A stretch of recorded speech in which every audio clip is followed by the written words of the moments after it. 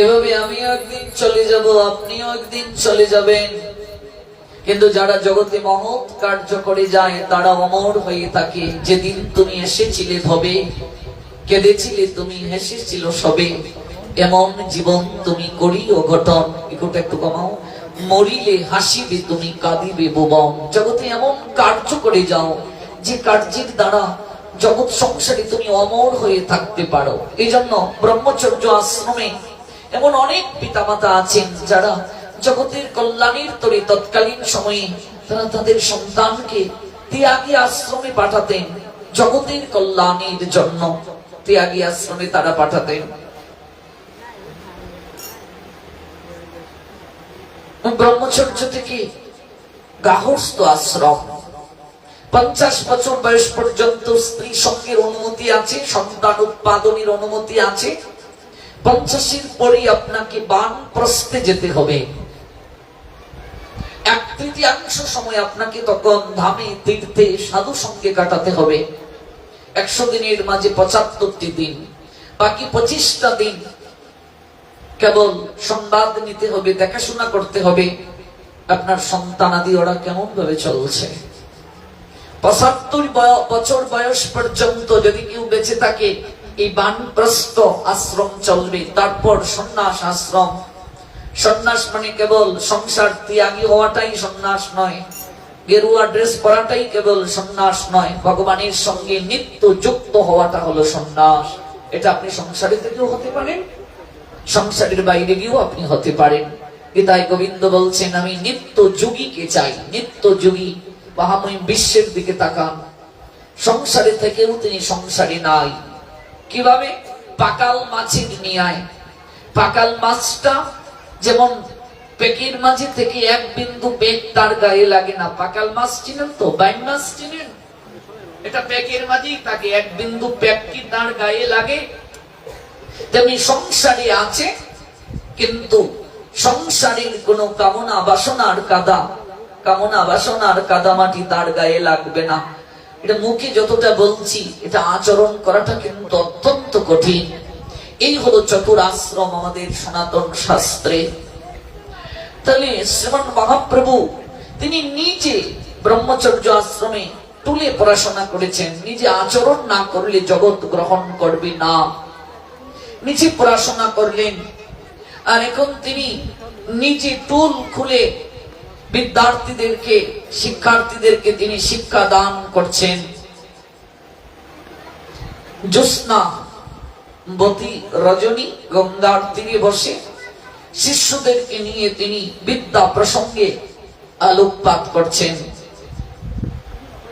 এক দিগ্বিজয়ী পণ্ডিত কাশ্মীর থেকে, কাশ্মীরের যত পণ্ডিত আছে সকল পণ্ডিতকে সে বিতর্কে পরাজিত করেছে।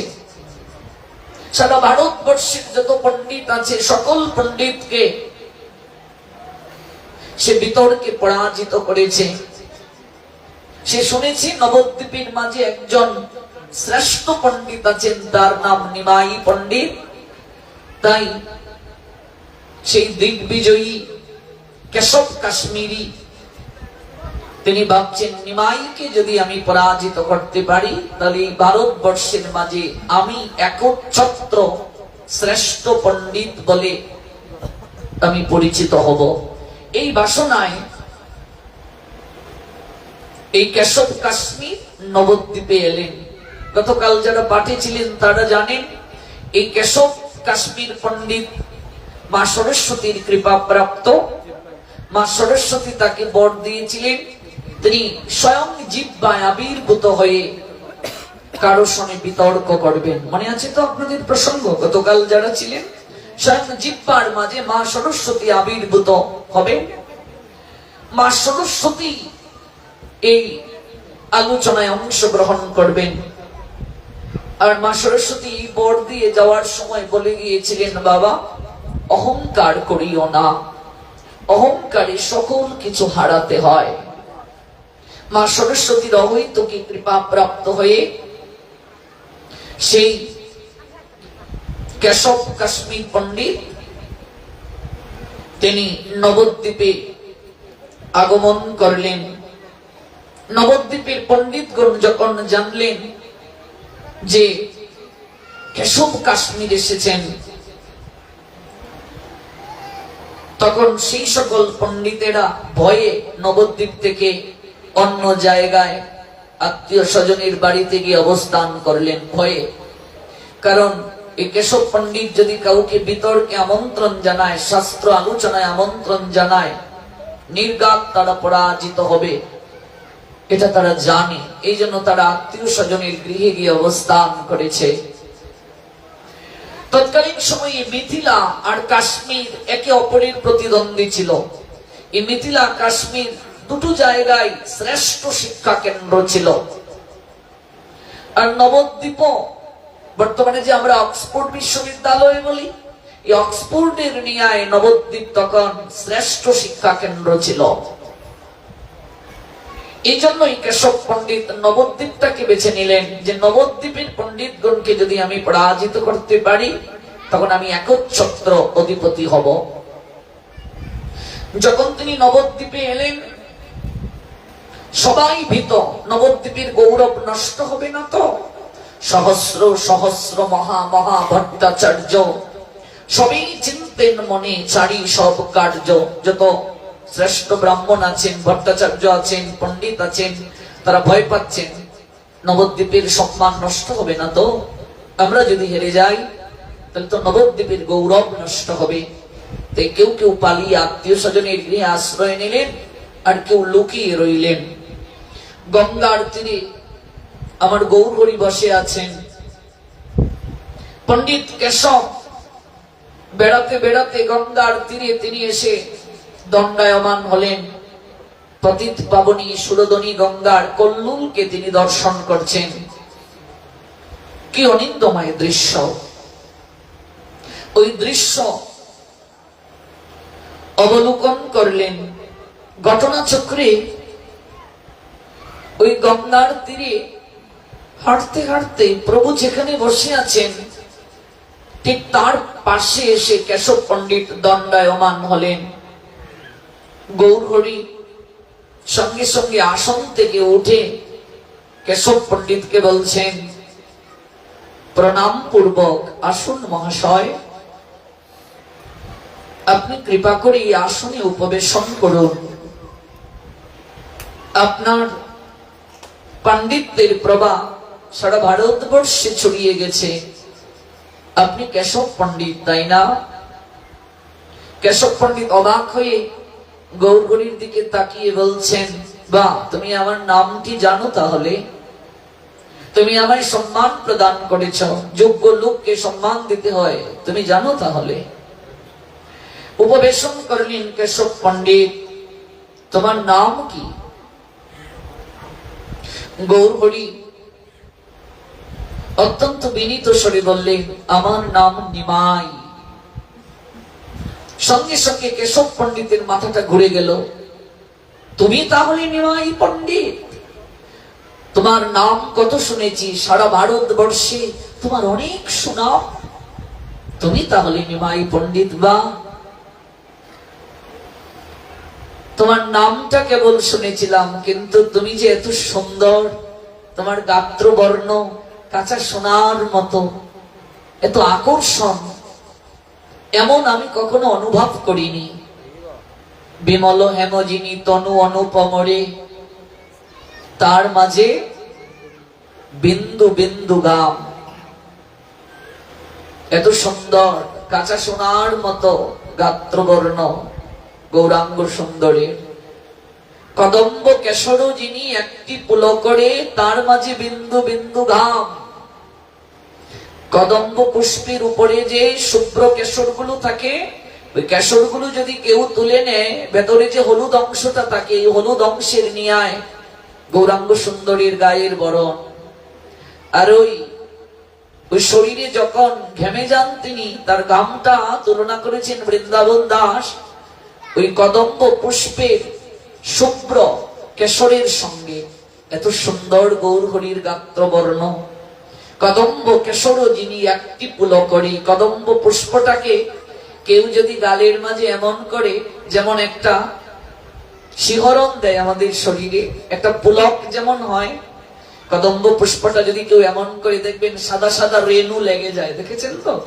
কদম্ব কেশর যিনি একটি পুলক করে, তার মাঝে বিন্দু বিন্দু ঘাম।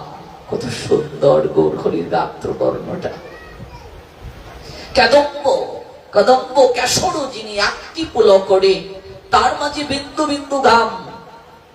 কত সুন্দর মহাপ্রভু তাকিয়ে দেখুন, অনুভব করুন।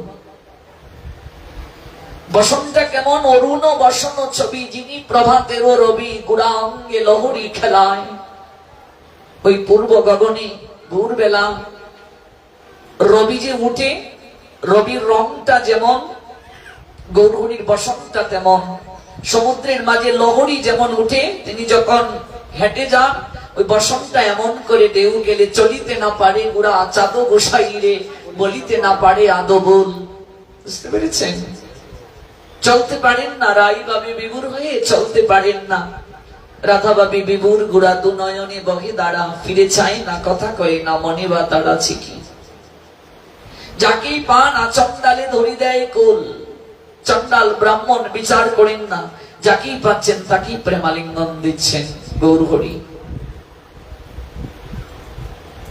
তোমার সৌন্দর্য দেখে তো অভিভূত। শুধু কি শরীরটাই সুন্দর, শরীরটাই কেবল কি মূল্যবান? না, ভেতরে পাণ্ডিত্যেরও মূল্যবান কিছু আছে। কেশব পণ্ডিত বলছে শুধু কি শরীরটাই সুন্দর? শুনেছি তুমি নাকি অনেক বড় পণ্ডিত, অনেক বড় শাস্ত্র তত্ত্ববেত্তা, তোমার নাম আমি শুনিয়েছি। তুমি কি ব্যাকরণ পড়াও? গৌর হরি বিনয়ের সঙ্গে বললেন, তাই বা পড়াতে পারি কই? আমি বিদ্যার্থীদেরকে বিদ্যা দান করি, এই কথা বলতে পারি না, এটা তো অভিমান। দেখুন, প্রকৃত জ্ঞান যার মাঝে এসে যায়, তার মাঝে বিনয় কতটা দেখুন। যে আমি বিদ্যার্থীদেরকে যে বিদ্যা দান করি, আমি এটা বলতে পারি না, এটা তো অভিমান। আমি বিদ্যার্থীদেরকে বিদ্যা দান করি না, আমি কেবল তাদের সঙ্গে আলোচনা করি, নিজেও শিক্ষা গ্রহণ করি। গাছ ফল ভারে নত হয়, দেখেছেন তো? বৃক্ষে যখন ফল ধরে, ফলের ভারে কি হয়? বৃক্ষ নত হয়। প্রকৃত জ্ঞানী যে, পণ্ডিত যে, সর্বদা তার মস্তকটা নিচু থাকে। প্রকৃত জ্ঞান মানুষকে কি করে? মানুষকে গুণান্বিত করে, বিনয়ী করে। আর যার মাঝে জ্ঞানের গভীরতা কম, তার মাঝে কেবল অভিমান। মানুষ যত সাধনের উপরে উঠে যায়, সর্বত্র সমান দেখে, সবার মাঝে কেবল গুণ দর্শন করে। আর মানুষ যখন সাধনার নিচে থাকে, সবার মাঝে কেবল ছিদ্র দর্শন করে। প্রকৃত সাধকের মাঝে কেবল একটাই হাহাকার, সবার সকল কিছু প্রাপ্তি হলো, আমার কিছু হলো না। প্রকৃত সাধকের মাঝে একটাই কেবল লালসা, আমার কবে কৃপা হবে গো। নরোত্তম দাস ঠাকুরের মতো সাধক কাঁদবে, রাধিকা গোবিন্দ বলে, কবে আমি কাঁদিব উচ্চেশ্বরে, ভিজিবে সকল অঙ্গ আমার নয়নের নীরে। হরি হরি কবে মোর হইবে সুদিন, বিষয়ে বাসনা ভুলে কবে হব তব প্রেমের অধীন। প্রকৃত সাধক কেবল হাহাকার করবে, সবার সবকিছু প্রাপ্তি হলো, আমার হলো না, আমার জীবন চলে গেল গো। আমি কবে এই অহৈতুকী কৃপা লাভ করব? এই সংসার বিষয় কারাগার থেকে আমার কবে উদ্ধার হবে? আমার কবে ব্রজবাস হবে? আমার কবে অহৈতুকী গুরু কৃপা হবে? গুরু সান্নিধ্যে থাকার সৌভাগ্য হবে? প্রকৃত সাধকের মাঝে কেবল একটাই হাহাকার, প্রকৃত সাধক অহংকার করবে না। পাণ্ডিত্যের অহংকার, বংশের অহংকার, রূপের অহংকার, গুণের অহংকার, অর্থের অহংকার, এই অহংকার গুলো যত আমার মাঝে থাকবে, আমি তত ভগবান থেকে দূরে অবস্থান করব। এই অহংকার যখন আমার মাঝ থেকে বিতাড়িত হবে, তখনই আমার অহৈতুকী কৃপা প্রাপ্তির সৌভাগ্য হবে। গৌরহরি বলছেন, আমি পড়াতে পারি কই, আমি পড়াই বলে অভিমান করি মাত্র, আমি বুঝাইতে পারি না, শিষ্যরাও বুঝতে পারে না। প্রভু কহে, ব্যাকরণ পড়াই অভিমান করি, শিষ্যও না বুঝে আমি বুঝাইতে নারী।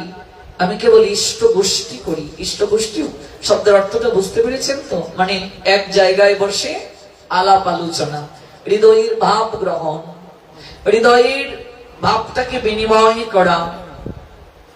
আপনি দিগ্বিজয়ী, সর্বশাস্ত্রে কবিত্বে পণ্ডিত, আপনি প্রবীণ, আপনার কাছে আমি পণ্ডিত নই, আমি তো নবীন। গৌরহরি বলছেন, আমি কেবল পড়ুয়া মাত্র। আপনার কবিত্ব, আপনার পাণ্ডিত্য, আপনার শাস্ত্র তত্ত্ব বেত্তা ভাব সারা ভারতবর্ষে বিদিত। আপনার সম্মুখে দাঁড়াবার যোগ্যতাই আমার নাই, বসার যোগ্যতাও আমার নাই। আমি তো আপনার কাছে কৃপা প্রাপ্তি। স্বয়ং ভগবান বলছেন, দেখো বিনয় কাকে বলেন দেখুন। বৈষ্ণবতার ভূষণ হলো বিনয়, প্রকৃত সাধুর ভূষণ হলো বিনয়। মর্যাদা প্রদান হয় বৈষ্ণবের ভূষণ, মর্যাদা লঙ্ঘিলে হয় নরকে গমন। বৈষ্ণবের ভূষণ হলো অমানিন্দা, মান দেয় না, নিজের মান আছে এরপরও মান দাবি করবে না, অপরকে সর্বদা সম্মান প্রদান করবে, সবার মাঝে গুণ দর্শন করবে, সবার মাঝে কেবল গুণটাকে দর্শন করবে। একজন অহংকার হৃদয়ে ভরপুর ব্যক্তি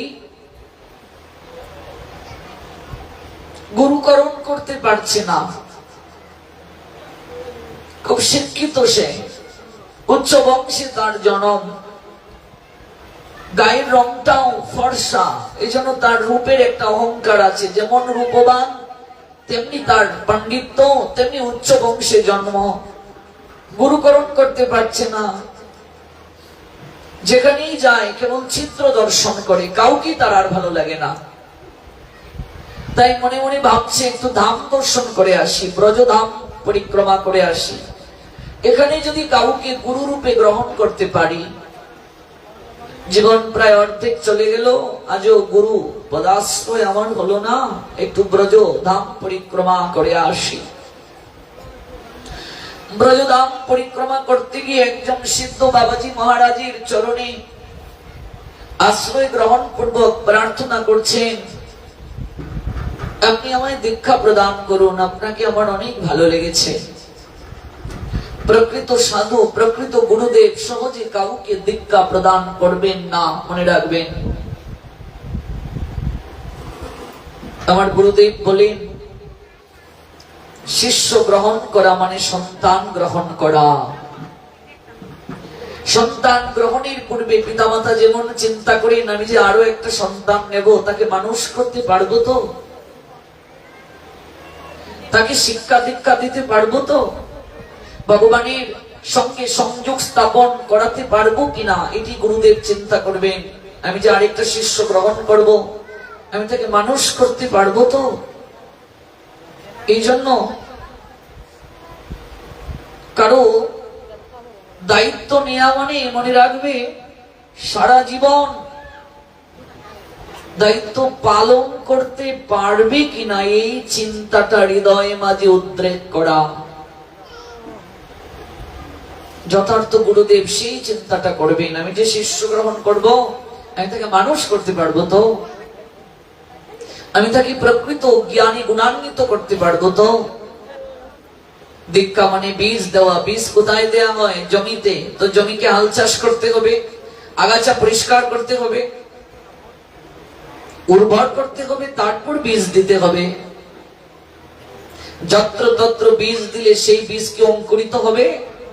তেমনি ভাবে দীক্ষা গ্রহণের আগে শিষ্য গুরুকে পরীক্ষা করবে যে আমি যে তার আশ্রয়ে থাকবো, আমি যে তাকে গুরু রূপে গ্রহণ করব, তিনি গুরু হওয়ার যোগ্য কিনা, তিনি আমাকে ভগবানের কাছে নিয়ে যেতে সামর্থ্য রাখেন কিনা। গুরু ও শিষ্যকে পরীক্ষা করবেন, আমি যে তাকে শিষ্য রূপে গ্রহণ করব, সন্তান রূপে গ্রহণ করব, সে আমার সন্তান হওয়ার যোগ্য কিনা, শিষ্য হওয়ার যোগ্য কিনা। আজকাল মানুষ এই বিষয়গুলো জানারও চেষ্টা করে না, বোঝারও চেষ্টা করে না। তার পরম্পরা আছে কিনা, তিনি সম্প্রদায় ভুক্ত কিনা, তিনি কোন পরিবার ভুক্ত, তার ভজন প্রণালী কি, এগুলো কেউ জানার চেষ্টা করে না। দীক্ষা নিতে হয় বলেই নিয়ে নিচ্ছে। যে ছেলে বিয়ে করানো হলো, বৌমা অদীক্ষিত, বৌমার হাতে জল খাবে না, তাই গুরুদেবকে সংবাদ পাঠানো হলো। গুরুদেব একটা তালিকা দিলেন যে আগামী রবিবার তোর দীক্ষা, এগুলো নিয়ে আসবি। তারপর গুরুদেব একটা কানে ফু দিয়ে দিলেন। দীক্ষার আগে অসৎ কার্য আমি করতাম, দীক্ষার পরও করছি। দীক্ষার আগে বিড়ি সিগারেট খেতাম, দীক্ষার পরও খাচ্ছি। দীক্ষার আগে অখাদ্য গ্রহণ করতাম, দীক্ষার পরও অখাদ্য গ্রহণ করছি। তাহলে দীক্ষা নিয়ে আমার কি পরিবর্তন হলো? দীক্ষা অর্থ তো দক্ষতা অর্জন করা, দ্বিতীয় জন্ম। তাহলে আমার কি পরিবর্তন হলো? এই জন্য যথার্থ গুরু সহজে দীক্ষা দেবেন না। আপনি নরোত্তম দাস ঠাকুরের জীবনী পড়ুন, দীক্ষা গ্রহণ করতে তিনি কতটা সাধনা করেছিলেন। আপনি শ্যামানন্দ প্রভুর জীবনী পড়ুন, দীক্ষা গ্রহণ করতে কতটা সাধনা করেছিলেন। আপনি লালা বাবুর জীবনী পড়ুন, দীক্ষা গ্রহণ করতে কতটা সাধনা করেছিলেন। আমাদের গোস্বামীগণের জীবনী পড়ুন, দীক্ষা গ্রহণ করতে তারা কতটা সাধনা করেছিলেন। আমরা দীক্ষা গ্রহণ করে অনেকেই গুরুদেবের সঙ্গে আর সম্বন্ধ রাখি না, যথাযথভাবে সন্তানিক করি না। মনে রাখবে, অনবরত যারা সন্তানিক মিস করবে, এক সপ্তাহ যদি করতে না পারে তাহলে তার দীক্ষা বাতিল বলে গণ্য। পুনরায় তাকে আবার দীক্ষা নিতে হবে। ত্রিসন্ধ্যা একদিন যদি সে না করে, 3 বারের মাঝে একবারও যদি সে আহ্নিক না করে, একদিন, 3 বেলা তো আহ্নিক করতে হয়, এক বেলাও করে নাই, তাহলে তাকে 3 দিন না কে সূর্য দর্শন করে প্রায়শ্চিত্ত করতে হবে। এখানে আমরা যারা দীক্ষিত, আমরা এই বিষয়টাকে একটু গুরুত্ব দেব। মন্ত্র গ্রহণের পরে মন্ত্রের সঠিক ব্যবহার যে করে না, চঞ্চল মনে অবিশ্বাস হৃদয়ে যদি ওই মন্ত্রকে ধ্যান করে, তাহলে তার অবস্থাটা কুন্তির মতো হবে। দুর্বাসা মন্ত্র দিয়ে গিয়েছিলেন কুন্তিকে, বলেছিলেন বালিকা, চঞ্চল মনে এই মন্ত্র তুমি ধ্যান করিও না, তাহলে জীবনটা দুঃখে ভরে যাবে, মন্ত্রে অবিশ্বাস করিও না। কুন্তি মন্ত্রটা প্রাপ্ত হয়ে ভাবলেন, মন্ত্র ধ্যান করলে যে দেবতাকে আমন্ত্রণ করব, সেই দেবতা আসবেন, আমাকে একটা তার গুণে গুণান্বিত পুত্র সন্তান দান করবেন। মন্ত্রের এত শক্তি, এটা আমার বিশ্বাস হয় না। তাই তিনি চঞ্চল হৃদয়ে সূর্য নারায়ণকে স্মরণ করে মন্ত্র ধ্যান করেছিলেন, মন্ত্র জপ করেছিলেন। সূর্যদেব আবির্ভূত হয়ে বললেন, দেবী তুমি আমায় স্মরণ করেছ, হস্ত প্রসারিত করো, আমার গুণে গুণান্বিত একটা পুত্র আমি তোমাকে উপহার দিয়ে যাচ্ছি। কুন্তি তখন বলেছিলেন, তা হয় না, আমি তো কুমারী, আমার বিয়ে হয় নাই। জগৎ সংসারের মানুষ আমায় কলঙ্ক দেবে, আমার পিতার প্রতিষ্ঠা নষ্ট হবে। আমি তো মন্ত্রের শক্তি সঠিক কিনা আমি পরীক্ষা করতে চেয়েছিলাম, আমি চাই না আপনি ফিরিয়ে নিন। সূর্যদেব তখন বলেছিলেন, স্মরণ করো বালিকা, দুর্বাসা তোমায় কি বলে গিয়েছিলেন, মন্ত্র শক্তিকে অবিশ্বাস করিও না, চঞ্চল মনে মন্ত্র ধ্যান করিও না, তাহলে তোমার জীবন দুঃখে ভরে যাবে। কাজেই দুর্বাসার আশীর্বাদ বিফলে যেতে পারে না, মন্ত্রের শক্তি বিফল হতে পারে না। আমার শরীরের তেজের একটা অংশই পুত্রের বক্ষের মাঝে রক্ষা কবচ রূপে আমি দিয়ে গেলাম।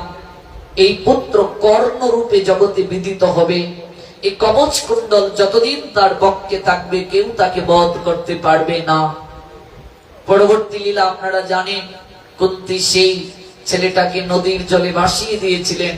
এই ছেলেটাকে মহামহিম বিশ্বের সারথী অধিরথ প্রাপ্ত হয়েছিলেন। অধিরথ আর রাধা দুজন সেই সন্তানটিকে বাৎসল্য প্রেমরস দান করেছিলেন। সেই কর্ণ রাধেও নামে জগতে প্রসিদ্ধ হয়েছিলেন। ভাবুন তো কুন্তীর জীবনটা কি হয়েছিল, অনুভব করুন তো, সারাটা জীবন কতটা দুঃখে ভরে গিয়েছিল। চোখের সামনে তার সন্তান, এরপরও তিনি পরিচয় দিতে পারছেন না, ঠিক কিনা? চোখের সামনে তার সন্তান, তার এক সন্তান আরেক সন্তানকে হত্যা করার জন্য প্রতিজ্ঞা করছে, তিনি কিচ্ছু বলতে পারছেন না। বিবাহের পর একদিনও তিনি স্বামী সুখ গ্রহণ করতে পারেননি। তার স্বামী ঋষির নিকটে অভিশাপ প্রাপ্ত হলেন, শারীরিক সংসর্গে গেলেই তার মৃত্যু হবে। সারাটা জীবন তিনি তপস্বিনীর ন্যায় জীবন কাটালেন, সংসারে স্বামী সুখ পেলেন না। রাজরানী হয়ে ও বনবাসিনী রইলেন, বনে বনে ঘুরলেন। পরিশেষে নিজের পুত্রের হাতে আরেক পুত্রের হত্যা তিনি দর্শন করলেন। সারাটা জীবন দুঃখে ভরে গেল। অনুভব করুন, দীক্ষাটা ছেলে খেলা নয়। মন্ত্র প্রাপ্তির পর মন্ত্র দেন না করে, মন্ত্রকে যথাযথ যাজন না করে ছেলে খেলা করা উচিত নয়। আপনার জীবন দুঃখ দুর্দশায় ভরে যাবে। এই জন্য দীক্ষা এত সহজ নয়। দীক্ষা নেয়ার আগে প্রস্তুতি নিতে হয়, দীক্ষা নেয়ার আগে অনুশীলন করতে হয়। দীক্ষা নেয়ার আগে জমি যেমন আমরা পরিচর্যা করি, ওই দেখো জমিটা পরিচর্যা পূর্বক তারপর বীজ গ্রহণ করতে হয়। আজকাল কাকে বুঝাবেন এগুলো বলুন? হাটে মাঠে পথে প্রান্তরে দীক্ষা দেয়া চলছে। যত পারিস মানুষ ধর, যত পারিস দীক্ষা দে। যত বেশি শিষ্য হবে সেই গুরুদেবের তত বেশি লাভ, তত বেশি প্রতিষ্ঠা। আমার গুরুর 3 লক্ষ শিষ্য, কেউ কেউ বলে 4 লক্ষ শিষ্য, কি লাভ? তাতে হচ্ছে কি কল্যাণ হচ্ছে জগতের বলুন? আর সেই মন্ত্রের শক্তি দেখুন, তাও তো শাস্ত্রে আছে। মন্ত্রের শক্তির কথাও শাস্ত্রে আছে। যথাযথভাবে যদি কেউ মন্ত্র ধ্যান করতে পারে, তার জীবন ফুলে ফলে সুশোভিত হয়ে যাবে। এই জন্য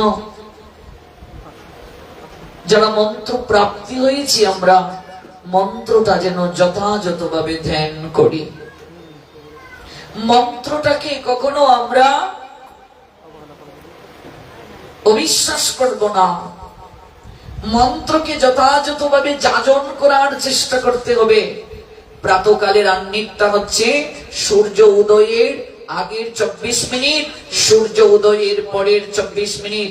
এই 48 মিনিটের মাঝে আপনাকে প্রাতকালে আহ্নিক করতে হবে। যদি কোনো কারণে করতে না পারেন, এরপরে আপনি প্রায়শ্চিত্ত পূর্বক অধিক মন্ত্র ধ্যান করে আপনি আহ্নিক করতে পারবেন।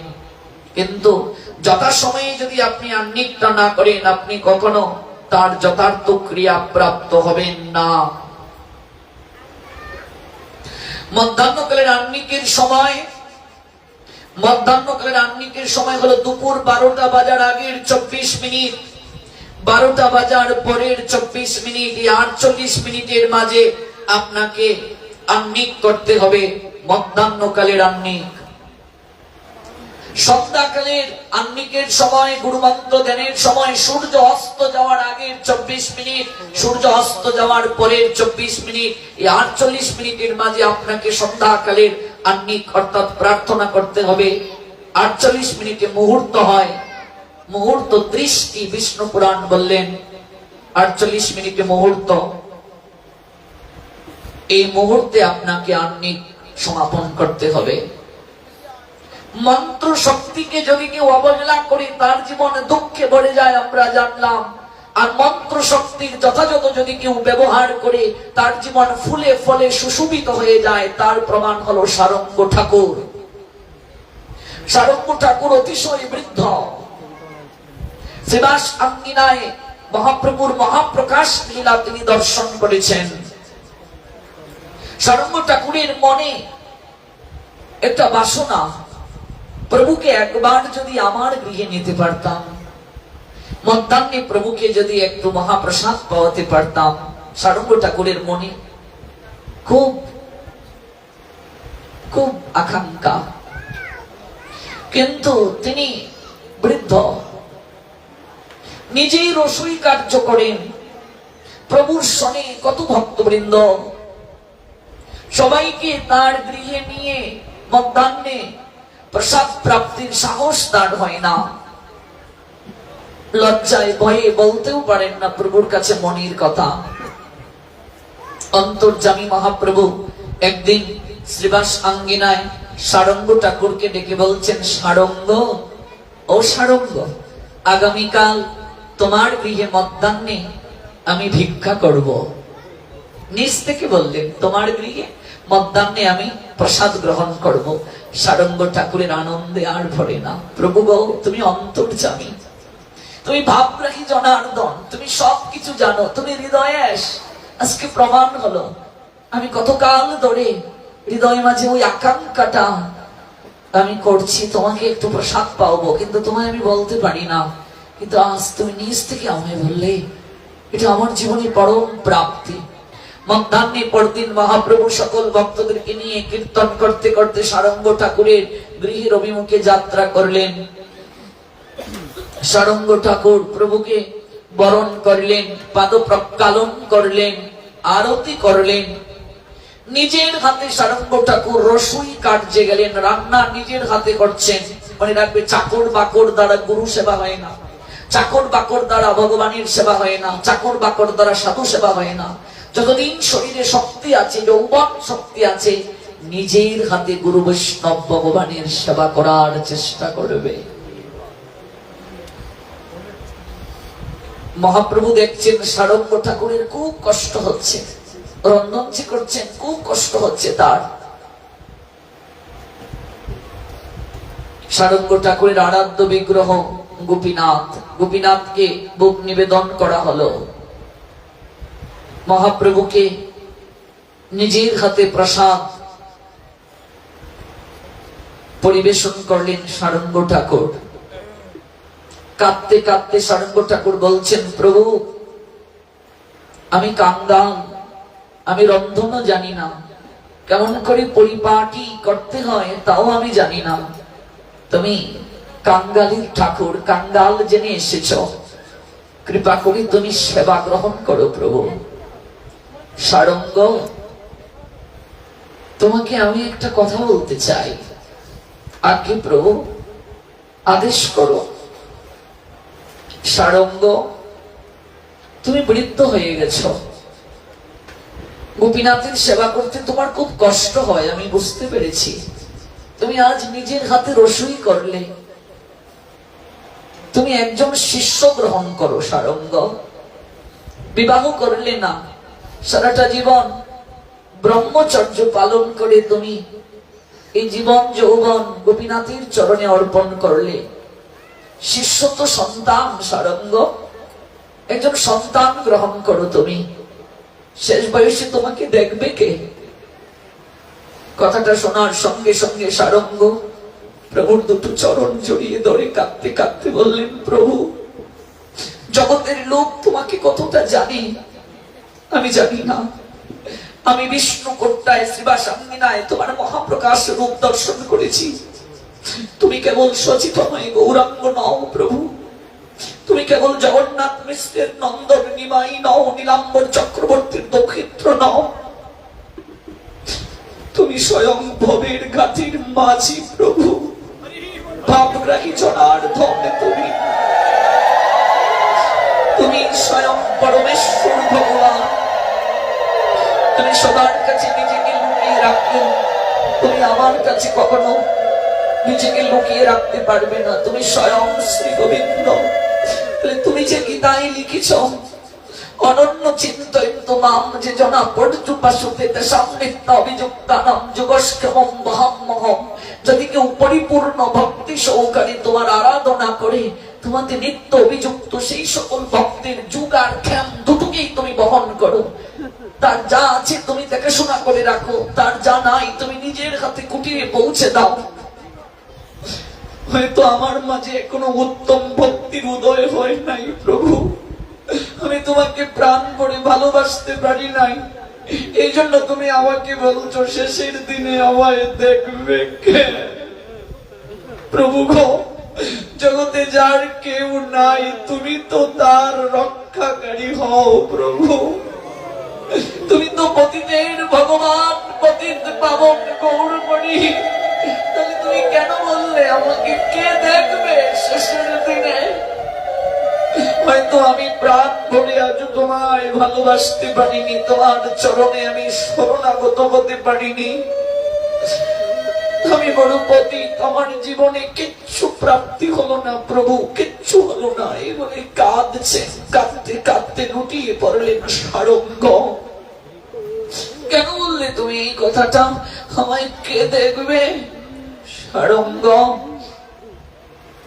তুমি আমার কথায় অভিমান করেছো সারঙ্গ, কিন্তু আমার যে হৃদয় মাঝে ইচ্ছে তুমি শিষ্য গ্রহণ করো, গোপীনাথের একজন সেবক গ্রহণ করো। সারঙ্গ ভাবছেন আমার প্রভুর আমাকে আদেশ করার পশ্চাতে নিশ্চয়ই কোনো কারণ আছে, কারণ ব্যতীত তো প্রভু আমায় বলবেন না। প্রভু, তোমার ইচ্ছা আমি পূরণ করব, কিন্তু তুমি যদি বলো আমাকে দেখাশোনা করার জন্য শিষ্য গ্রহণ করতে হবে, আমি কোনোদিন আমি শিষ্য গ্রহণ করব না। আমি জানি শেষের দিনে পার ঘাটে তুমি স্বয়ং মাঝি হয়ে আমায় উদ্ধার করবে। কথা দাও প্রভু, যেদিন দেহ পিঞ্জিরা থেকে প্রাণ পাখিটা উড়াল দেবে, ভবের ঘাটে গিয়ে দাঁড়াবে, সেদিন যেন তোমার হাতে আমি বইটাটা দেখতে পাই। তুমি পার ঘাটে দাঁড়িয়ে থেকো প্রভু আমার জন্য। কথা দাও প্রাণের ঠাকুর গৌরে, কথা দাও শেষের দিনে তুমি আমার কান্ডারি হবে। আমি তোমার ইচ্ছে পূরণ করার জন্য শিষ্য গ্রহণ করব, কিন্তু আমার নিজের জন্য নয়, আমার নিজের জন্য নয়। তুমি এত পীড়াপিড়ি করছো, আমি তোমায় কথা দিলাম আগামীকাল ঘুম থেকে উঠে আমি যার মুখ দর্শন করব আমি তাকেই শিষ্য রূপে গ্রহণ করব। কথাটা বুঝে বললে তো সারঙ্গ? হ্যাঁ প্রভু, আমি বুঝেই বলেছি। মহাপ্রভু নিজ আলোয়ে গমন করলেন ভক্তদেরকে নিয়ে। রাত্রিবেলা ভাবছেন সারঙ্গ ঠাকুর, আমি ভুল করলাম না তো? প্রভুকে কথাটা বলে আগামীকাল ঘুম থেকে উঠে না জানি কার মুখ আমার দর্শন হয়, না জানি কোন অঘটন হয়ে যায়। ব্রাহ্ম মুহূর্তে সারঙ্গ ঘুম থেকে উঠলেন, সুরধনী গঙ্গার অভিমুখে যাচ্ছেন স্নান করার জন্য। স্নান করে গঙ্গার তীরে তিনি আহ্নিকটা করছেন চোখ বন্ধ করে। যখন আহ্নিক কার্য সমাপন হলো, সর্বপ্রথম চোখটা তিনি যখন খুললেন, গঙ্গার তীরে তার দৃষ্টিটা গেল, দেখলেন একটা মৃত লাশ। যখন তিনি স্নান করতে গিয়েছিলেন তখনও গুটগুটে অন্ধকার, তাই কাউকে তার দর্শন হয় নাই। স্নান করে ব্রাহ্ম মুহূর্তে আহ্নিকটা সেরে প্রথম যখন তাকালেন, একটা মৃত লাশের দিকে তার দৃষ্টি পড়লো। দৌড়ে গেলেন, গিয়ে দেখেন সুরধনী গঙ্গার তীরে একটা লাশ, একটা কিশোরীর লাশ লেগে আছে, কলার ভেলার মাঝে শয়নকৃত।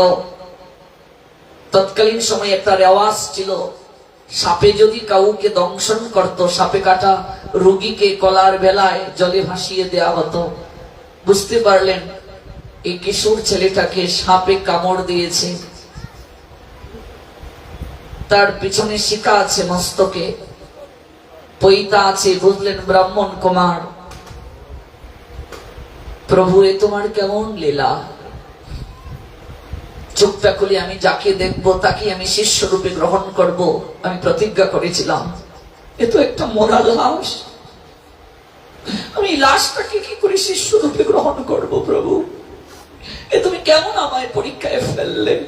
একটা মরা লাশ সর্বপ্রথম তুমি আমার দৃষ্টিতে আনলে। আমিও যদি গোপীনাথের ভক্ত হয়ে থাকি, আমার আরাধ্য ভগবান যদি গোপীনাথ হন, আর আমি যদি গৌরকে মনে প্রাণে আমার জীবন সর্বস্ব করে থেকে থাকি, আজকে পরীক্ষা হবে।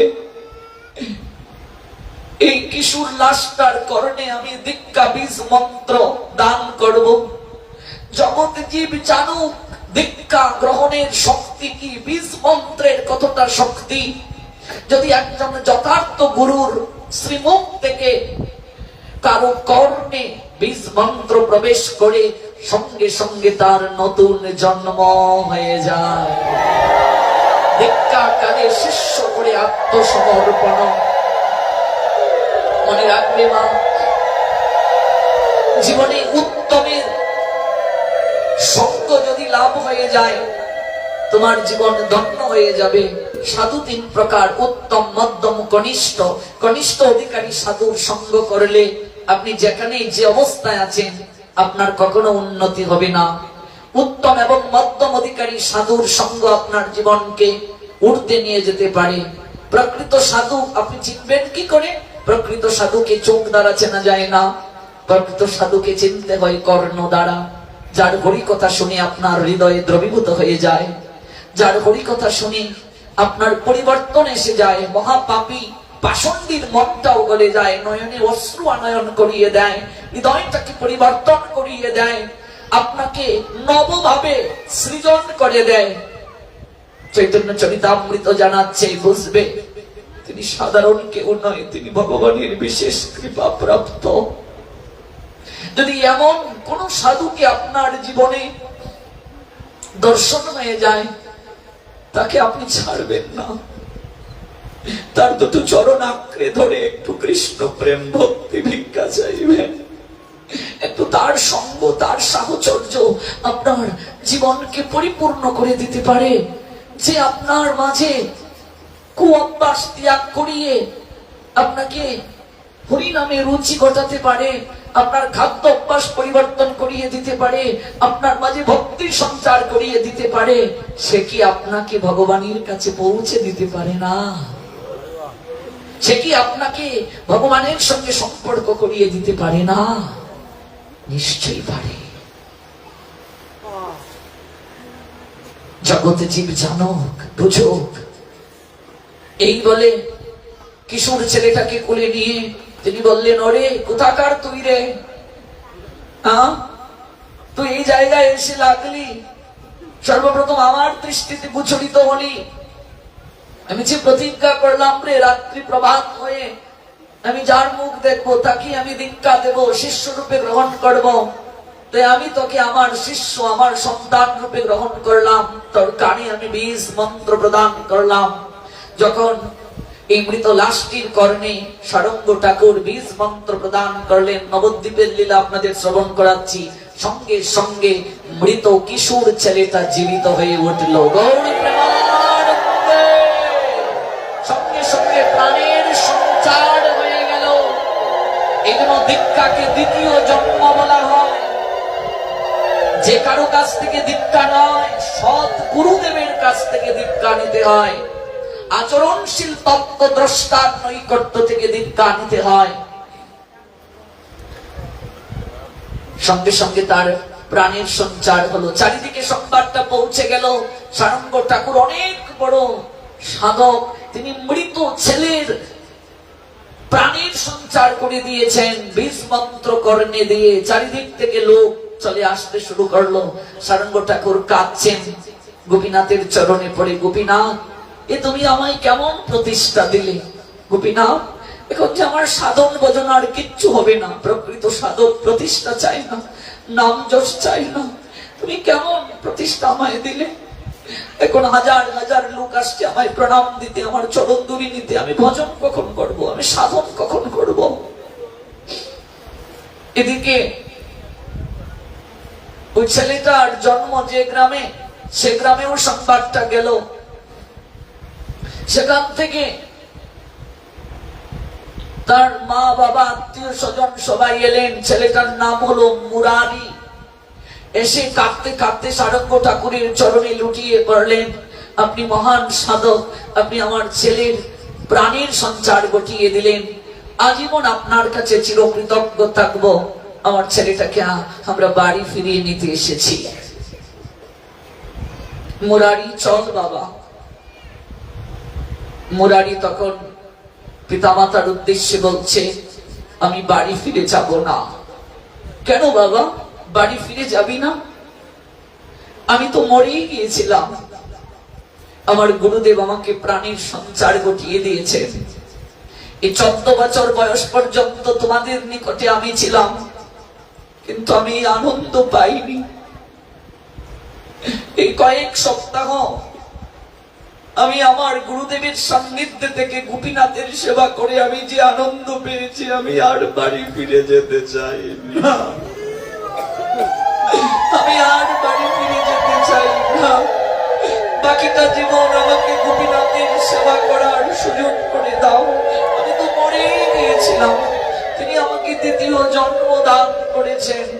আমি বাড়ি ফিরে যেতে চাই না। আচারীকে বললেন, মুরারির মা, ওরে তোকে ছাড়া আমি কি করে থাকবো রে, কি করে থাকবো? মহাপ্রভু তখন সারঙ্গ ঠাকুরের আঙ্গিনায় পদার্পণ করলেন। মুরারির মাকে উদ্দেশ্য করে বললেন, ক্রন্দন করো না দেবী। মুরারির বাবাকে আলিঙ্গন করে বললেন, চোখের জল মুছে ফেলো, এটি তোমাদের জীবনের পরম সৌভাগ্য। বংশে যদি একজন বৈষ্ণব হয়, ত্যাগী হয়, 21 কুল উদ্ধার হয়ে যায়। বাবার বাড়ির 14 কুল উদ্ধার হয়, বাবার বাড়ির 7 কুল উদ্ধার হয়ে যায়। কুলম পবিত্র, বংশ পবিত্র হয়ে যায়। কত পুরুষ, কত বীর্য এমনিতেই নষ্ট করে, সেই বীর্য দেবতা প্রণম্য করে, প্রণাম করে। বীর্য মানে শক্তি, সেই শক্তিকে দেবতারাও প্রণাম দেয়, যে বীর্যের দ্বারা সন্তান এসে সেই সন্তানটা ভগবানের সেবায় উৎসর্গ হয়। কুলম পবিত্র, কুল পবিত্র হয়ে যায়, জননী ধন্যা হয়ে যায়, পিতার বীর্য ধন্য হয়, পিতার বংশ ধন্য হয়ে যায়, মা শ্রেষ্ঠ হয়ে যান। পুত্র মূত্র একই জায়গা থেকে নির্গত হয়। সেই পুত্র মূত্র তুল্য যে পুত্র কৃষ্ণ ভক্ত হতে পারে না, যে পুত্র মানুষ হতে পারে না, যে পুত্র সুপুত্র হতে পারে না, আর যে পুত্র জগতের তরে নিজের জীবনকে উৎসর্গ করতে পারে, সেই পিতা সাধারণ কোন পিতা নয়। দেবতারাও সেই পিতাকে প্রণাম নিবেদন করে, দেবতারা সেই পিতাকে প্রদক্ষিণ করে, দেবতারাও সেই পিতার চরণধুলি নিতে চায়, যে পিতা তার সন্তানকে জগতের তরে বিসর্জন উৎসর্গ করতে পারে। ধন্য ধন্য ধন্য তুমি, ধন্য। মুরারির দ্বারা জগতে এক নতুন ইতিহাস সৃষ্টি হবে, মুরারির দ্বারা জগতে এক নতুন ইতিহাস সৃষ্টি হবে। তোমরা গৃহে ফিরে যাও, তোমরা গৃহে ফিরে যাও। মুরারির দ্বারা জগতে এক ইতিহাস সৃষ্টি হবে। মুরারির মা, মুরারির বাবা মুরারিকে জড়িয়ে ধরে কাঁদতে কাঁদতে বললেন, বাবারে 14 বছর বয়স পর্যন্ত হয়তো ভগবান আমাদের সঙ্গে তোকে দিয়েছিলেন, আমরা তোকে গোপীনাথের চরণে দিয়ে গেলাম। সারা জগতে তুই গোপীনাথের গুণগান প্রচার করবে। আমরা যাই পুত্র, আমরা যাই। এই মুরারি পরবর্তীতে মহাসাধক হয়েছিলেন। এই মুরারির পরের লীলা অন্য একদিন জানাবো। এই মুরারিকে দিয়ে শ্রীমান মহাপ্রভু মন্ত্র শক্তি কেমন জগৎকে শিক্ষা দিলেন। মন্ত্রের মাধ্যমে প্রাণীর সঞ্চার হয়ে যায়, জ্ঞানীর সঞ্চার হয়ে যায়, ভক্তির সঞ্চার হয়ে যায়। মুরারি কুলকে পবিত্র করেছিল, মুরারি বংশকে পবিত্র করেছিল, পিতামাতার নামকে স্বর্ণাৎ করে বৈষ্ণব ইতিহাসে লিখে গিয়েছিল মুরারি। এই সারঙ্গ ঠাকুরের সারা জীবনের সেবা নিয়েছিল মুরারি। সারঙ্গ ঠাকুর যখন সদামে চলে গিয়েছিলেন, মুরারিকে তার আরাধ্য বিগ্রহ গোপীনাথকে দিয়ে গিয়েছিলেন। এই মুরারি বৈষ্ণব জগতে প্রসিদ্ধ হয়েছিল। কিন্তু সেদিন যদি মুরারিকে তার পিতামাতা নিয়ে যেতেন, আজকে মুরারি শ্রেষ্ঠ হতে পারত না। আজকে মুরারির মাধ্যমে তার পিতামাতা, এমনকি তার আবির্ভাব স্থান ধাম হতো না, তার বংশ পবিত্র হতো না। জগতে কত মানুষ আসে, কত মানুষ চলে যায়, কে কাকে মনে রাখে গো, কাকে মনে রাখে? আজকে আমি মরে গেলে কদিন মনে রাখবে? একদিন কাঁদবে, দুদিন কাঁদবে, 3 দিন পর আর কাঁদবে না। দিনে দিনে মাস যায়, মাসে মাসে বছর যায়। আজকে যার জন্য আপনি কাঁদছেন, ভুল করেও তার নামটি স্মরণ করবেন না। কিন্তু আপনি যদি মহৎ কার্য করে যেতে পারেন, আপনার কোন সন্তানকে যদি মহৎ সাহচর্যে রেখে আপনি তাকে মহৎ করতে পারেন, তার মাধ্যমে আপনি সেই সন্তানের মাধ্যমে আপনি চির অমর হয়ে থাকতে পারবেন। এর থেকে জীবনে আর শ্রেষ্ঠ কি হতে পারে বলুন?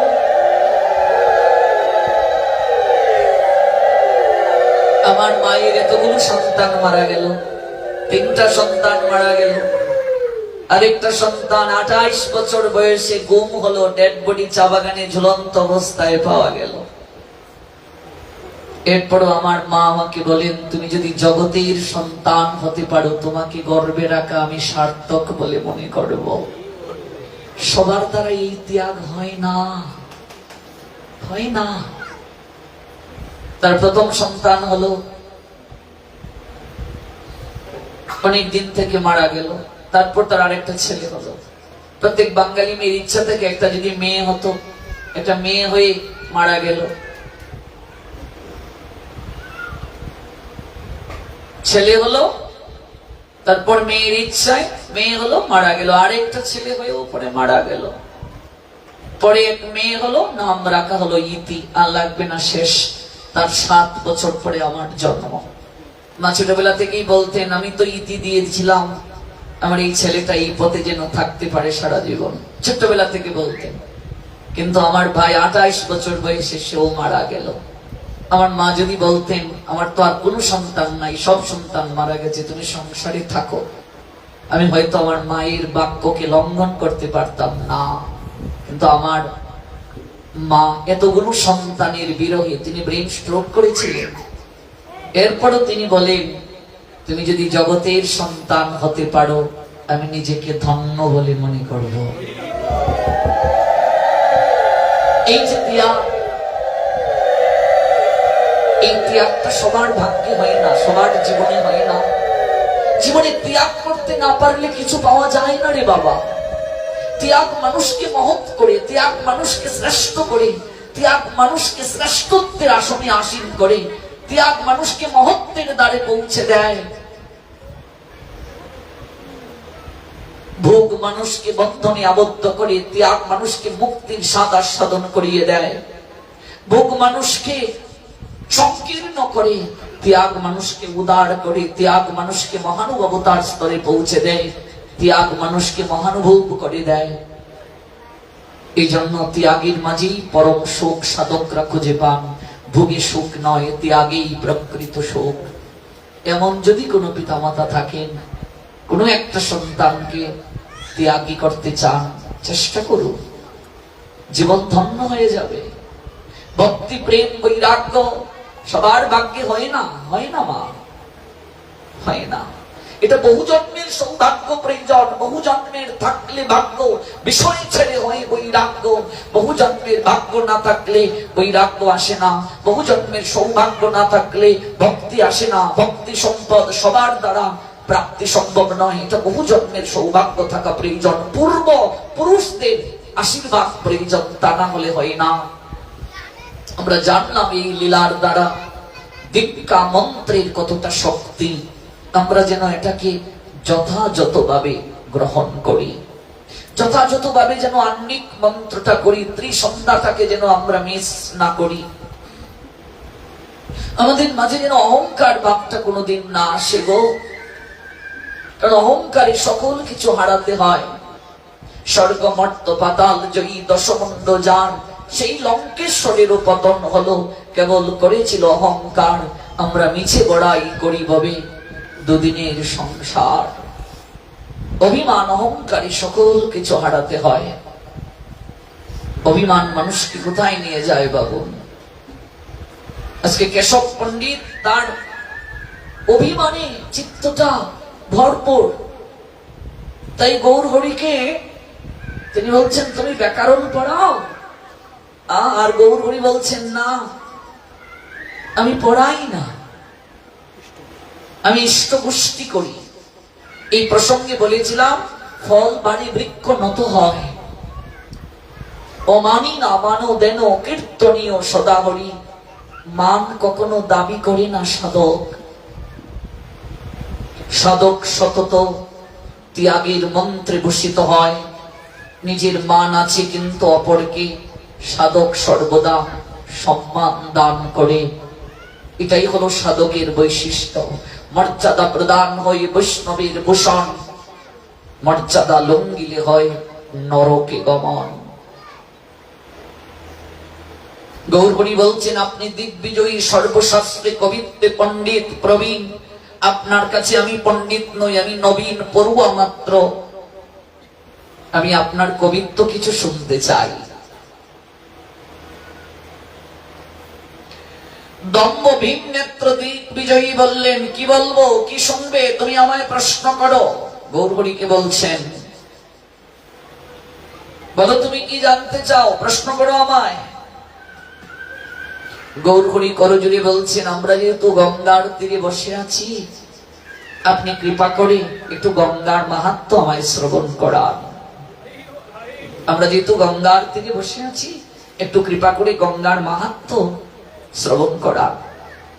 মনে রাখবে, গঙ্গা গোবিন্দের চরণ থেকে সৃষ্টি হয়েছে। মা গোবিন্দের চরণ থেকে গঙ্গার সৃষ্টি। এই গঙ্গাকে মহাদেব স্থান দিয়েছেন কোথায়? মস্তকে। মস্তকে গঙ্গাকে স্থান দিয়েছেন। ভগবানের চরণ থেকে সৃষ্টি বলে গঙ্গাকে স্থান দিয়েছেন মস্তকে। আর আমরা যা শ্রবণ করছি তা হলো কথা গঙ্গা। ভগবানের কথাকেও গঙ্গার সঙ্গে তুলনা করা হয়েছে। গঙ্গায় স্নান করলে আপনি পবিত্র হবেন, গঙ্গায় স্নান করলে আপনি বিশুদ্ধ হবেন, স্নান না করলে আপনি বিশুদ্ধ হবেন না। কিন্তু ভগবানের কথা গঙ্গা, আপনার কর্ণ দিয়ে প্রবেশ করার সঙ্গে সঙ্গে আপনি বিশুদ্ধ হয়ে যাবেন, স্নানের প্রয়োজন নাই। ভগবানের কথা গঙ্গা আপনাকে সঙ্গে সঙ্গে বিশুদ্ধ করে দেয়। আর সেই কথা গঙ্গা যদি কোনো শুদ্ধ বিশুদ্ধ ভক্তের শ্রীমত থেকে উচ্চারিত হয়, সেই ভক্ত বৈষ্ণবকে দর্শন মাত্র আপনি কোটি কোটি গঙ্গা স্নানের কৃপা লাভ করবেন। গঙ্গার পরশৈলে পশ্চাতে পাবন, দর্শনে পবিত্র করই তোমার গুণ। গঙ্গাকে মহাদেব স্থান দিয়েছেন মস্তকে। আর ভগবানের কথা গঙ্গা যারা গ্রহণ করে, ভগবানের কথা যারা শ্রবণ করে, ওই কথা শ্রবণকারীকে মহাদেব বক্ষের মাঝে স্থান দিয়েছেন। এই জন্য পার্বতীর স্থানটা মহাদেবের বুকে, কুলের মাঝে, আর গঙ্গার স্থানটা মস্তকে। এগুলো বোঝার বিষয়। আমরা যারা ভগবানের কথা শ্রবণ করতে এসেছি, মহাদেব তাদেরকে এত ভালোবাসেন, তাদেরকে তিনি বুকের মাঝে স্থান দিয়েছেন, তাদেরকে তিনি আলিঙ্গন করতে সর্বদা লালায়িত। আর গঙ্গাকে স্থান দিয়েছেন মস্তকে। গঙ্গা স্বয়ং ভগবান বিষ্ণুর চরণ সদৃশ। গঙ্গাতে তুলসী পত্র দিলে মন্ত্রের দরকার নাই, সঙ্গে সঙ্গে সেই তুলসী ভগবান বিষ্ণুর চরণে পৌঁছে যায়। গঙ্গায় বিল্লপত্র দিলে সেই বিল্লপত্র সঙ্গে সঙ্গে মহাদেবের চরণে পৌঁছে যায়। গঙ্গায় সিঁদুর দিলে সঙ্গে সঙ্গে ব্রহ্মার নৈকট্যে সেটি পৌঁছে যায়। গঙ্গার এত মহিমা। গঙ্গা আমাদেরকে পবিত্র করে। কলিযুগে গঙ্গা সর্বশ্রেষ্ঠ, সর্বশ্রেষ্ঠ তীর্থ গঙ্গা কলিযুগে। গঙ্গা মহা পাপীকেও পবিত্র করে। গঙ্গার মাহাত্ম্য আপনি কিছু আমাকে শ্রবণ করুন। গঙ্গার মাহাত্ম্য কিছু করুন পঠন, শুনিয়া সবার হোক পাপ বিমোচন। গঙ্গার মাহাত্ম্য কথা শ্রবণ করলেও পাপ নষ্ট হয়ে যায়। তাই গঙ্গার তীরে যেহেতু আমরা বসে আছি, হে পণ্ডিত বর, আপনি কৃপা করে একটু গঙ্গার মহিমা আমাকে শ্রবণ করান। গৌরহরি বললেন। প্রভুর কথা শেষ হতে না হতেই তখন পণ্ডিত মহাশয় ঝড়ের বেগে শ্লোক পাঠ করতে শুরু করলেন। ঝড়ের বেগে 100টা শ্লোক তিনি পাঠ করে ফেললেন ঝড়ের বেগে। এই কেশব পণ্ডিত এত বড় পণ্ডিত তো 100টা শ্লোক ঝড়ের বেগে পাঠ করলেন, একটু থামলেন না, ঝড়ের বেগে পাঠ শুরু করে দিলেন। এক ঝটিকা সময়ের মধ্যেই তিনি 100 শ্লোক পাঠ করলেন। সকল গৌরহরির টুলের শিষ্যগণ অবাক বিস্ময়ে তাকিয়ে আছে। এমন করে কেউ সংস্কৃত শ্লোক ঝড়ের বেগে পাঠ করতে পারে?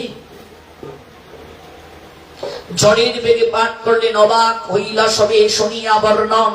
পণ্ডিতের পাণ্ডিত্যের আকর্ষণে আকৃষ্ট হয়ে গঙ্গার ঘাটে লোকারণ্য হয়ে গেল। কারো মুখে একটাও কথা নাই। সবাই ভাবছে নবদ্বীপের গৌর অবস্থা চলে গেল। নবদ্বীপের কেউ কোন পণ্ডিত এই পণ্ডিতের সামনে দাঁড়াতে পারবে না।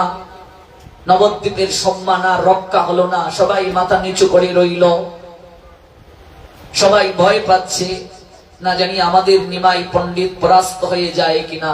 দেখুন, মহাপ্রভু স্বয়ং ভগবান, কিন্তু তখনও নবদ্বীপে সবার কাছে তিনি নিজেকে প্রকাশ করেন নাই।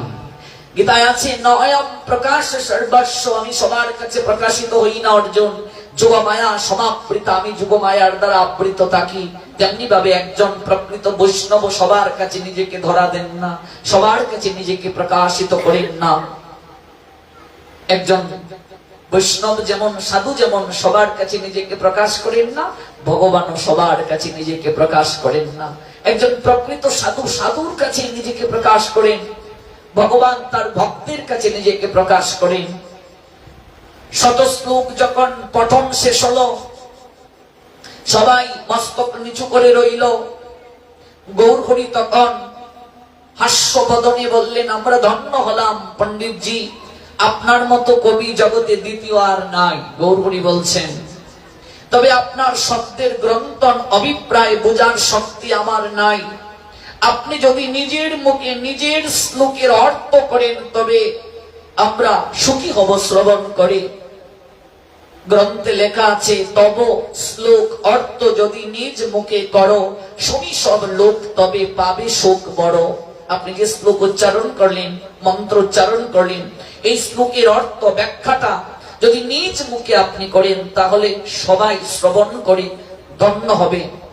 কোন শ্লোকের তুমি ব্যাখ্যা শুনতে চাও নিমাই পণ্ডিত? এসব পণ্ডিত বলছে, এই যে আমি 100 শ্লোক উচ্চারণ করলাম, কোন শ্লোকের ব্যাখ্যাটা তুমি শুনতে চাও বলো। খুব গর্বের সঙ্গে বললেন। পণ্ডিতের জিজ্ঞাসায় আমার গৌরহরি তখন করজোড়ে উচ্চারিত 100 শ্লোকের মধ্যে 50তম শ্লোকটা তিনি উচ্চারণ করে বললেন, আমি এই শ্লোকের ব্যাখ্যাটা শুনতে চাই।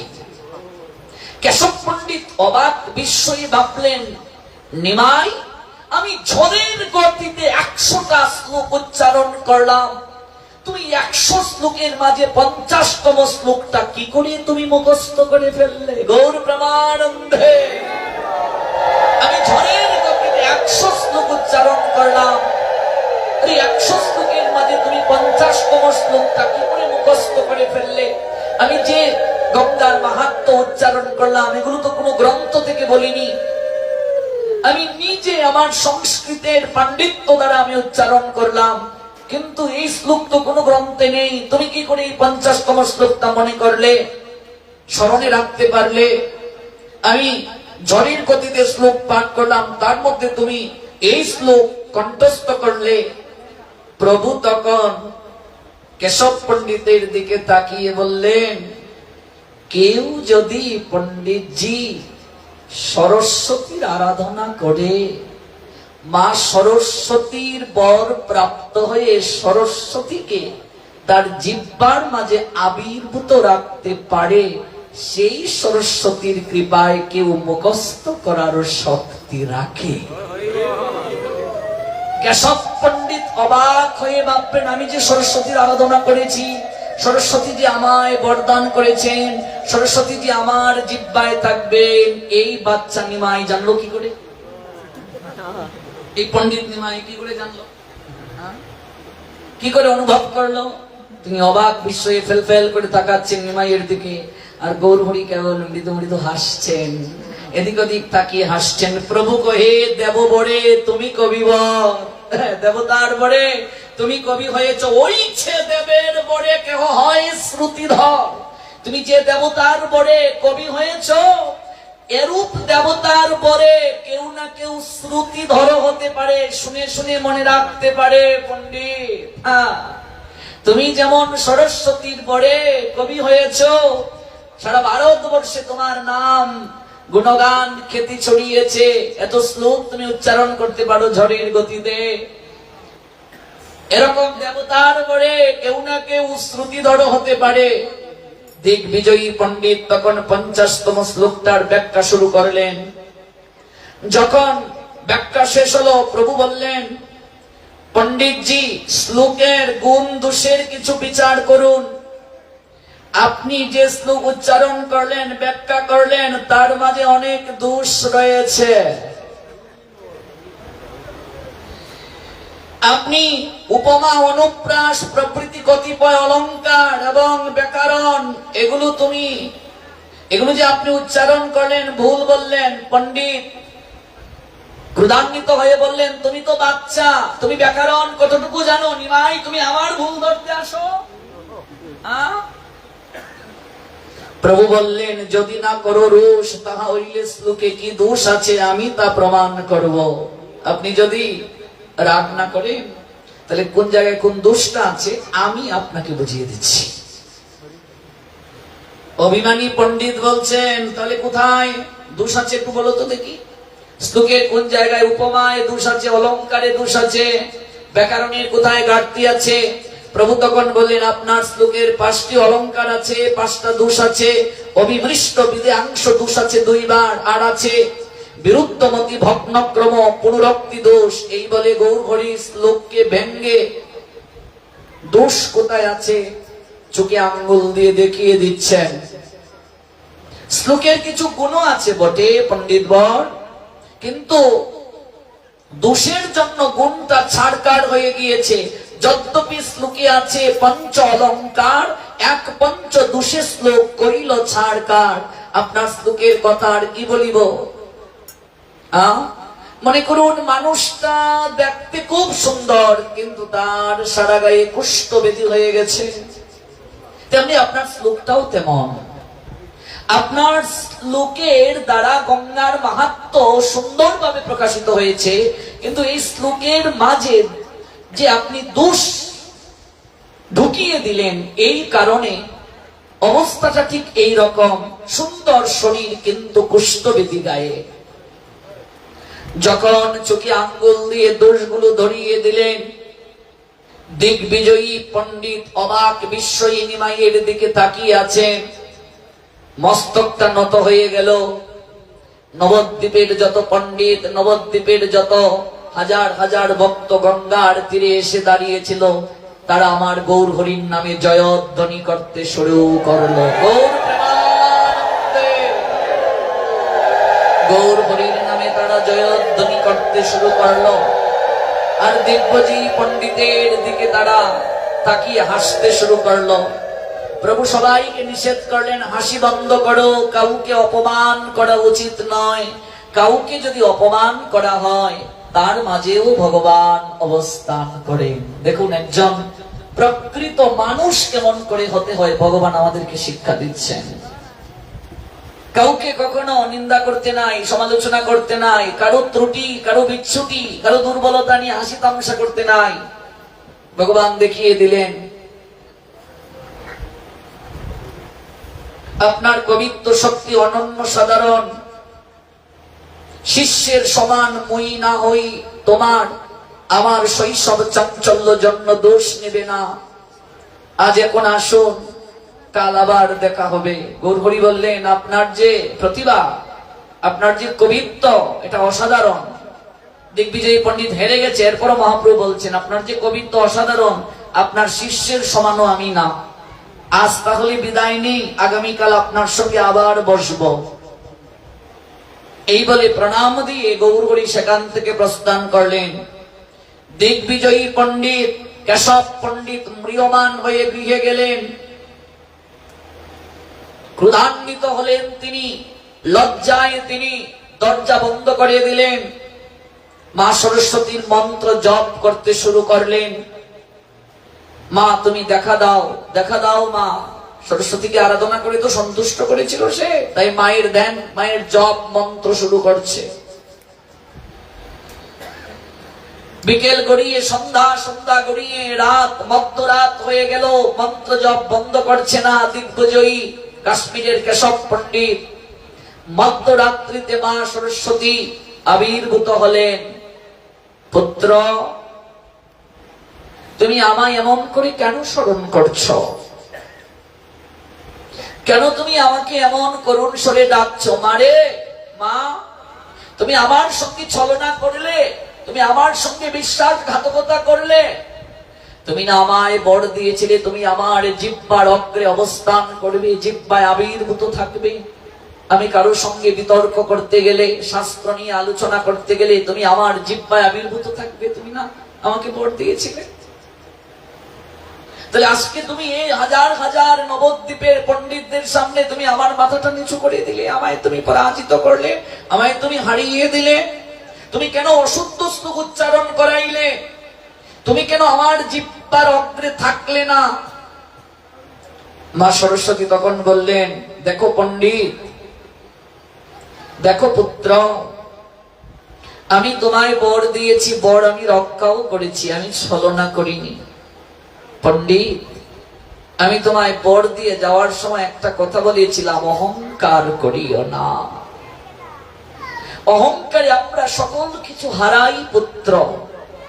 তুমি সবার সঙ্গে যখন বিতর্ক করতে গিয়েছ, আমি জিহ্বার অগ্রে থেকে তোমাকে বিজয়ী করেছি, কিন্তু তুমি আজ যার সঙ্গে বিতর্ক করতে গিয়েছ, তুমি জানো সে কে? তুমি আজ যার সঙ্গে বিতর্ক করতে গিয়েছ, জানো তুমি সে কে? মা, সে তো নিমাই পণ্ডিত। সে সাধারণ আমার কাছে পাণ্ডিত্যে এক অবুঝ বাচ্চা। কেশব, এটাই তো তোমার অভিমান, এটাই তো তোমার অহংকার। তুমি যার সঙ্গে বিতর্ক করতে গিয়েছ, তিনি তোমার মতো অহংকারী ব্যক্তির কাছে নিজেকে কখনো প্রকাশ করেন না।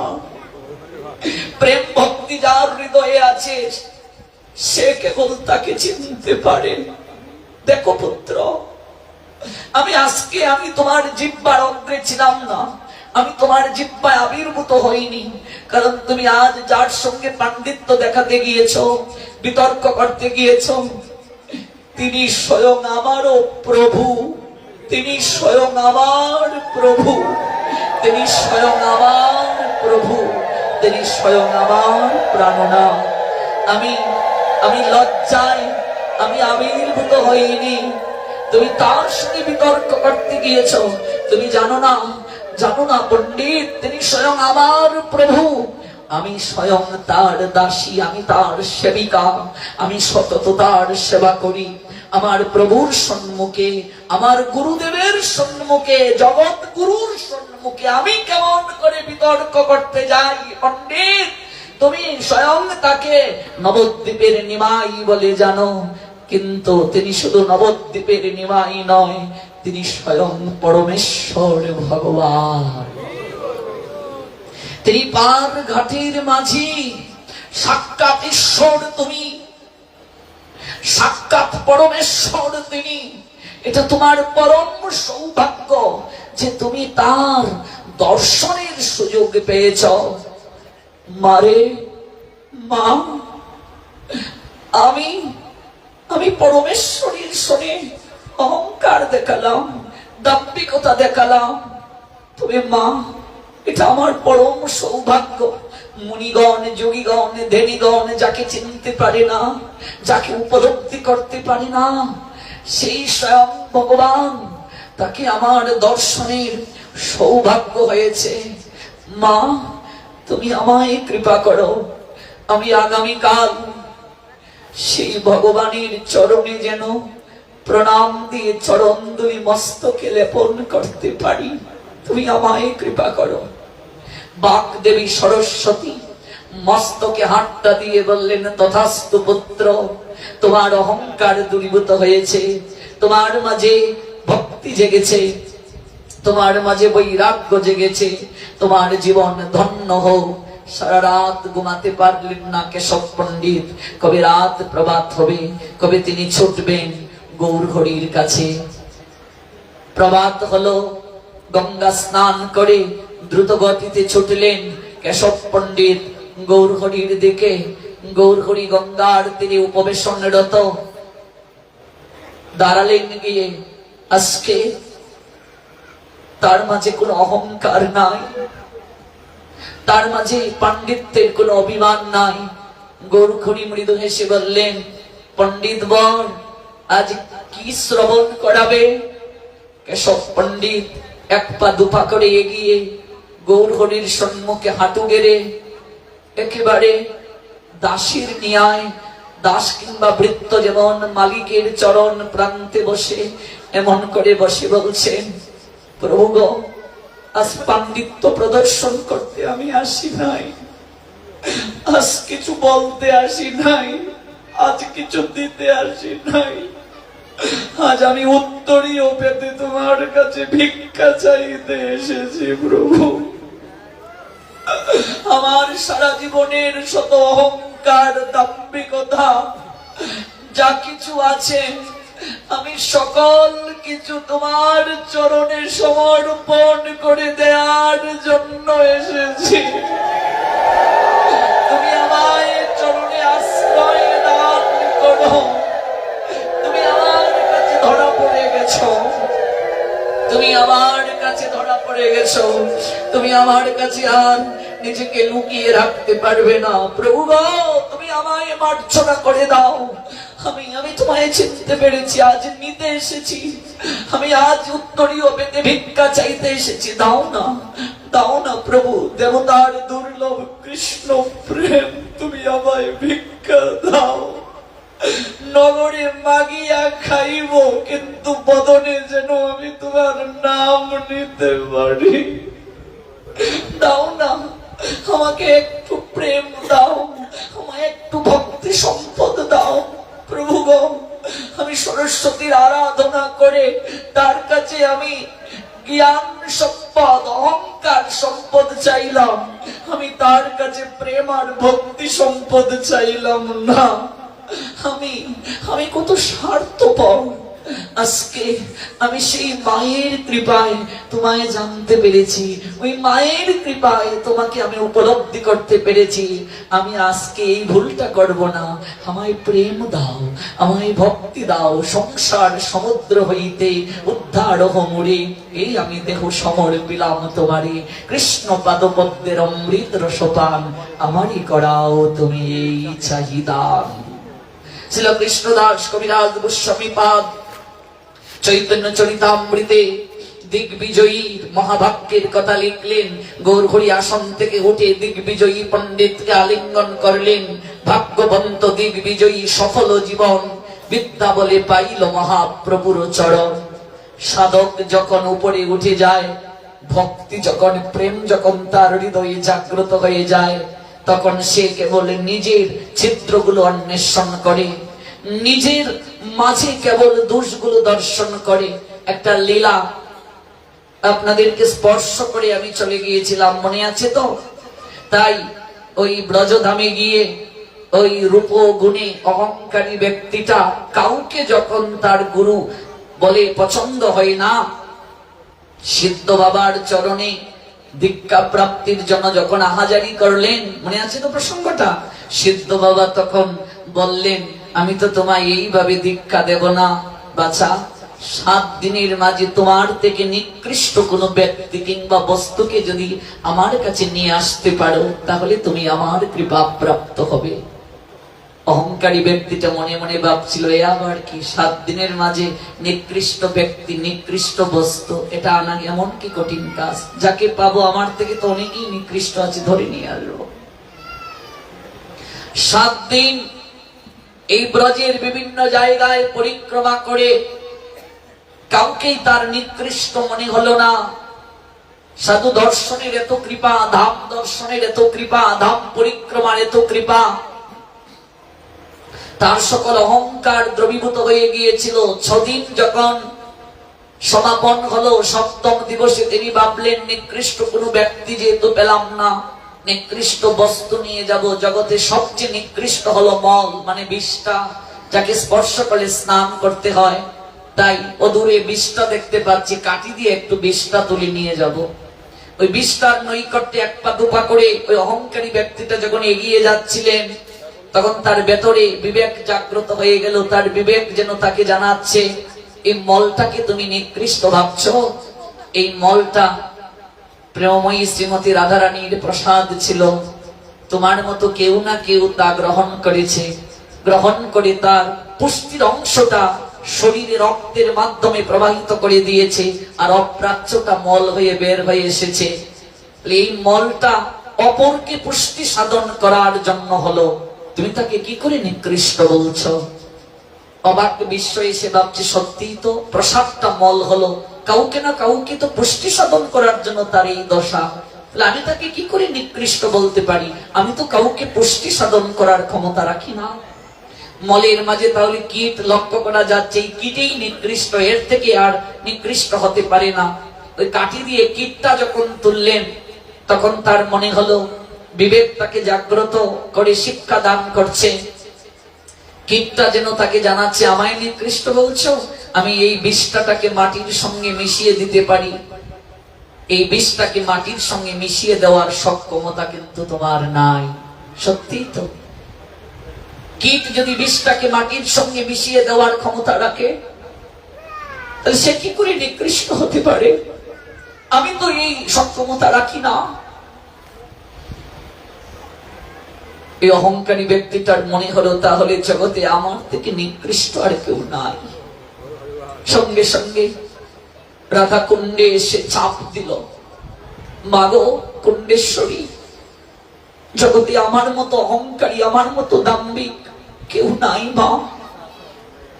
আমার মতো পাপী জগতে আর কেউ নাই। আমি ব্রজে এসেছি নিকৃষ্ট ব্যক্তি কিংবা বস্তু অনুসন্ধান করার জন্য। আমার অনুভব হলো আমার মতো নিকৃষ্ট জগতে আর কেউ নাই। মাগো তুমি আমায় স্নাত করো। প্রেমময়ী শ্রীমতী রাধা রানীর চরণে সকল কিছু সমর্পণ করে দিলেন। সিদ্ধ বসনে ছুটলেন সিদ্ধ বাবার নৈকট্যে। সিদ্ধ বাবার নৈকট্যে গিয়ে আচারকে পড়লেন। সিদ্ধ বাবা জিজ্ঞেস করলেন, কি ব্যাপার, একা এলি যে? নিকৃষ্ট কোন ব্যক্তি কিংবা বস্তু নিয়ে এলে না? এনেছি বাবা। সারা শরীর তোমার ভেজা কেন? ভেজা কাপড়ে কেন এলে? নিকৃষ্ট ব্যক্তি বা বস্তু কোথায়? তা না আনলে তো তোমায় দীক্ষা দেব না। বাবা, আমি এনেছি নিকৃষ্ট ব্যক্তি। কোথায়? আপনার চরণে পতিত আছে বাবা।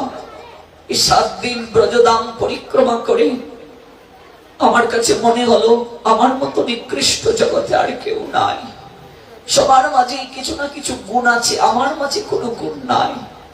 সাধক যখন উপরে উঠে যায় কেবল নিজের মাঝে দোষ দর্শন করে, আর কারো মাঝে দোষ দর্শন করে না।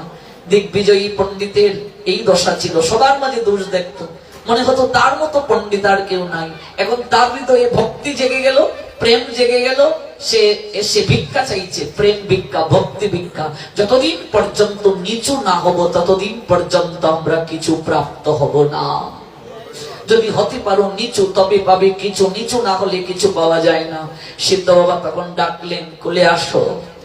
আমি তাই চেয়েছিলাম, তোমার মাঝে বৈরাগ্য জেগেছে, ভক্তি জেগেছে তোমার মাঝে, প্রেম জেগেছে তোমার মাঝে। তোমার সকল অহংকার নয়নের জলে ধুয়ে মুছে পরিষ্কার হয়ে গেছে। আমি তোমায় দীক্ষা প্রদান করব, আমি তোমায় কৃপা করব। ওই অহংকারী ব্যক্তিটা ব্রজ পরিক্রমায় গিয়েছিল, যাচাই করতে গিয়েছিল।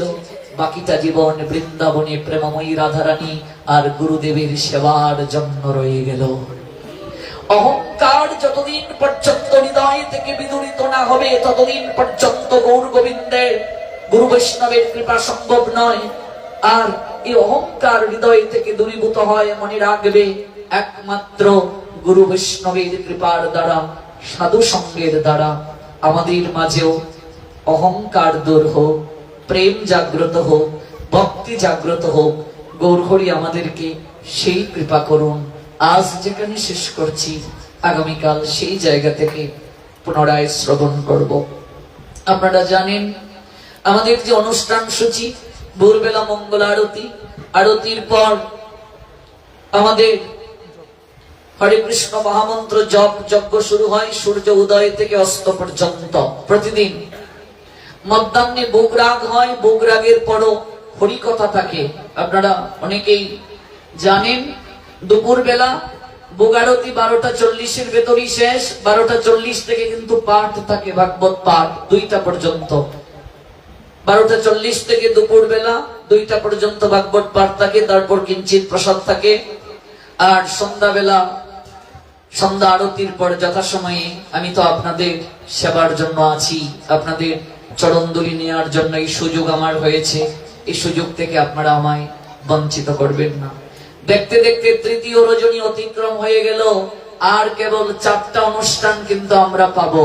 গৌর প্রেমানন্দে এই সুযোগ মিস করা যাবে না। যারা আসেননি তাদের কাছে সংবাদটা পৌঁছে দিন, প্রাণ ভরে বলুন নিতাই